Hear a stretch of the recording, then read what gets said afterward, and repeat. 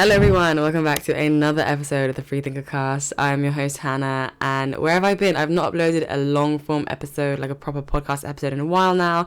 I've been focusing on TikTok and IG and others. I have so much news for you, you wouldn't even imagine. Okay, well, during the time I've been gone, / not really gone, but gone, I went viral for attending the Unite the Kingdom rally. Oh my gosh. I actually feel a lot more patriotic now that I attended. I wasn't like a major patriot. I love the country, but I wasn't like, on a scale of 1 to 10, I was probably 5 or 6. Like, people I know are up there, like 10 out of 10. I was a 5. I'm going to be honest with you, because I'm black. I found it a struggle to kind of find where I belong in Britain for a long time, because if you love being British, people feel like you have to forfeit your heritage. And I was like, oh, does that mean I have to sacrifice one for the other? And it's not the case. I love being Eritrean as well. That's my ethnicity. I'm from East Africa. Okay. I am East African, but I also love being British. I'm born and raised in Southwest London, gang. And yeah, I went to the Unite the Kingdom rally, went viral. Everyone told me not to go. I was on Toby Robertson's X page. My TikTok was on Sky News Australia and Toby Robertson's X page. Guys, this is freaking nuts. Because I'm black, I think it went viral. It carried a lot of weight to prove to people and dispel the media narrative that it was dangerous. And you have to be aware. Beware. The patriots are out and they're flying their flag and they're singing Sweet Caroline, and beware. Sweet Caroline is the national anthem. I think that's the national anthem anyways. I hear it a lot more than I hear God Save the King. I know Sweet Caroline. I know more lyrics to Sweet Caroline than I do God Save the King. I'll put it that way. And they were all just having a good time. This fella even nearly stole a cheeky kiss. I was told I was going to be racially abused. I nearly got a boyfriend. You know what I mean? Like, my mum could finally get off my back. I was there for 2 hours. Nothing happened. It was fine. It kind of reminds me of those signs that say beware of the dog. It's like, beware of the dog, and then you peek over the fence and it's a little chihuahua.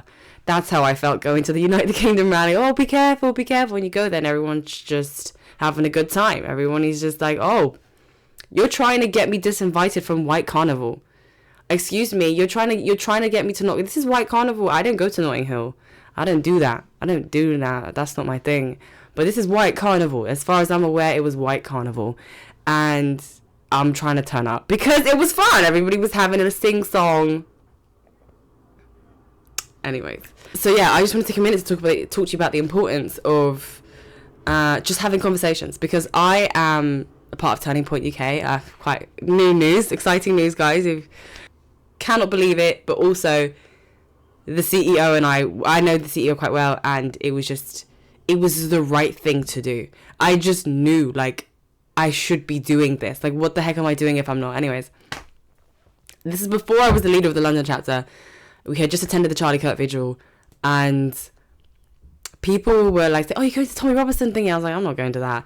They're like, what do you mean you're not going to that? And I was like, I genuinely thought this was not this wasn't like a minority thing.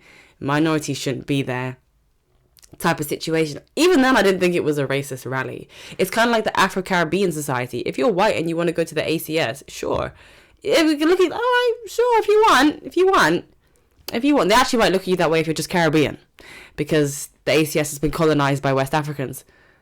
But genuinely, if you are white and you want to go to the ACS, no one's going to say no. It's like, okay, cool, white boy wants a bit of jollof. But that's, you know what I mean? I don't think it's racist necessarily. I just thought black people were not supposed to be there. Anyway, so my friends at TPUK, Turning Point UK, were like, you must be there. It's a patriotic rally and it's a free speech rally. They said it better than I did, okay? And their names were David and Jonathan. They were not a GB News journalist. They were not some major political commentator. They were not Charlie Kirk. They were not Candace Owens. They were not huge conservative commentators. They were just my friends. I say friends loosely here. I think I've had 4 or 5 conversations with each of them. Maybe not even 3. You do not have to be a political commentator to make an impact. You don't have to be a politician to make an impact. You don't need a public platform to make an impact. They had a conversation.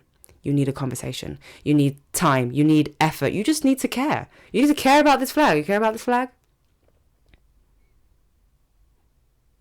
Okay, good. I felt like Dora the Explorer just then. If you care about this flag, then you will care enough to open up conversations with people just around you, friends, family, colleagues, about the importance of just free speech and, you know, holding up the Union Jack, holding up the St. George's flag.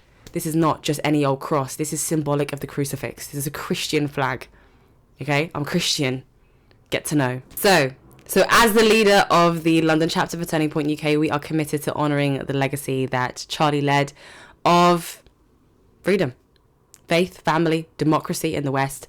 And that's what we're committed to doing. My responsibilities look like connecting young students at universities to starting up a Turning Point chapter on their campus and opening up friendly conversations with people about our values, everything we espouse, family values, Christian values. You don't have to be a Christian to be a member. Most people naturally are, because if you have those values, naturally you just kind of will be a Christian, or you might be Jewish, or you might be Muslim. You don't have to be a raging Zionist. You don't even have to be a Zionist. You just have to be anti-terror. We don't like Hamas. Shall we just say that? We don't like Hamas. You know, people just ask us what our political values are and what there is no established manifesto, mantra, motto besides faith, family, freedom.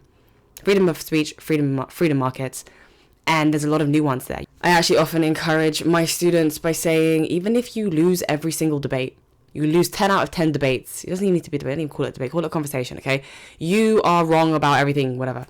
You don't word it right or whatever. Your presence alone humanizes your values. Because typically what the media will associate Christian values with extremism or the far right. So when they see you just smiling with a leaflet, hi, free speech, what do you think? Giving out leaflets. You know, Marxism is destroying this country. You know, you smile as you do it. They realize, oh, this doesn't seem like a bigot. This doesn't seem like an extremist. This just seems like a 19-year-old boy with an opinion.